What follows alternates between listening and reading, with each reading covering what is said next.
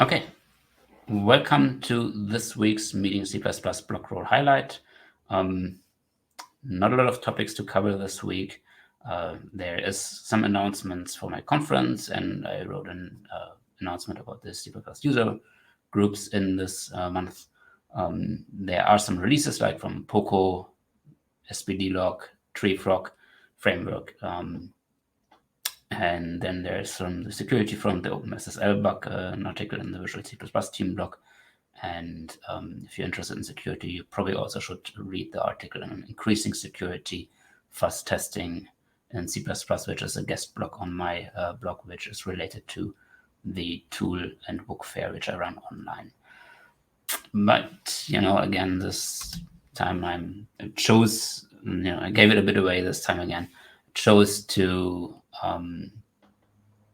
feature my own blog for the first time in here, because yesterday I wrote a little rant on hiring in C++.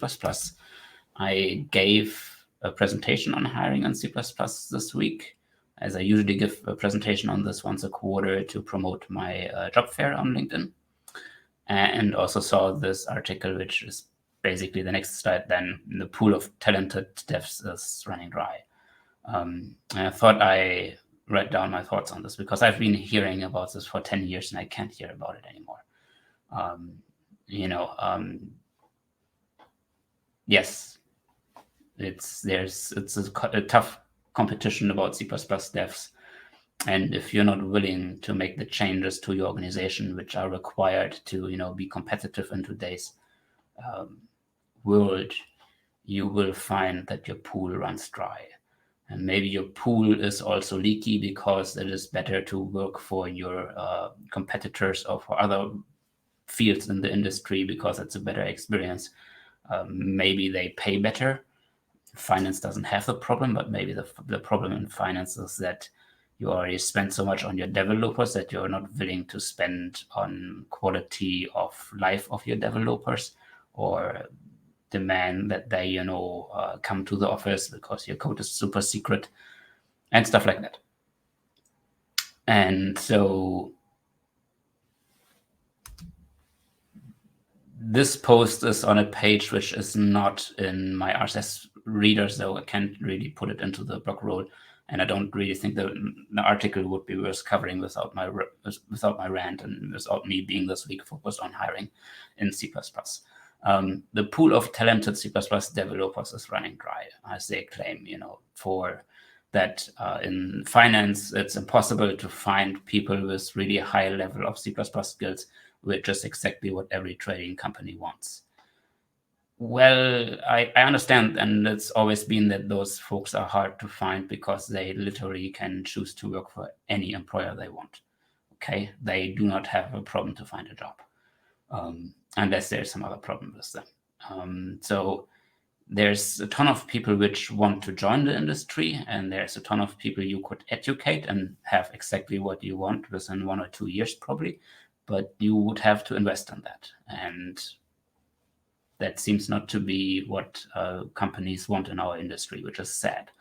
And they quote Rainer Grimm, and they quote him about the state of C++ education in Germany. And I assume that, Rainer, that's true.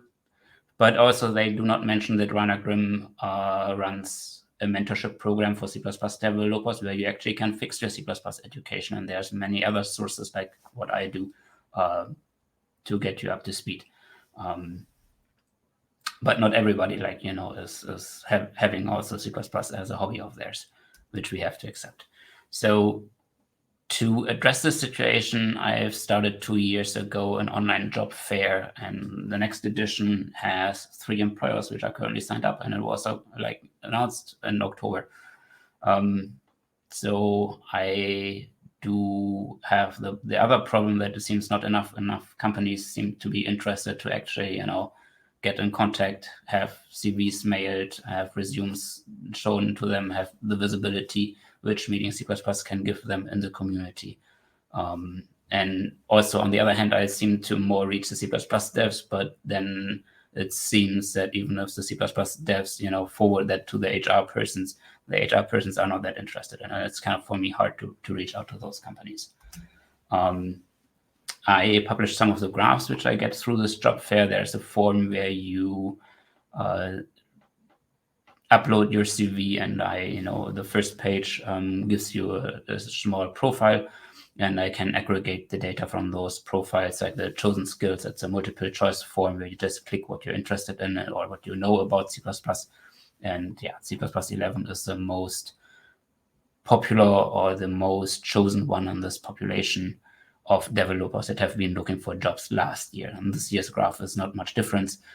There's a bit more C++17, and things like CMake have been becoming more popular in this population. One of the reasons for that is that CMake was not available in all the events last year to choose from. And then, of course, it's that some people maximize in this, so they choose a lot, and some people choose only what they're really specialized in or what they really, really, really know well. So that's kind of a bit of not data on the global community, but on the community which covers the devs which are looking for jobs in the last year, and the data for this year is similar. And the fields of work again is an overview on the folks that came to submit over my platform. And of course, the companies which attend my events have a large influence on who shows up, right? If I have finance companies actually attending, which I had in some cases, but so like for this event, we do not have signups from the finance world right now.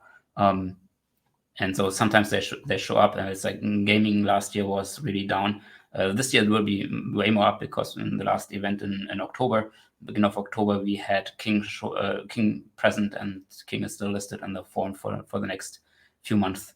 And so this is what population I have been seeing through this form.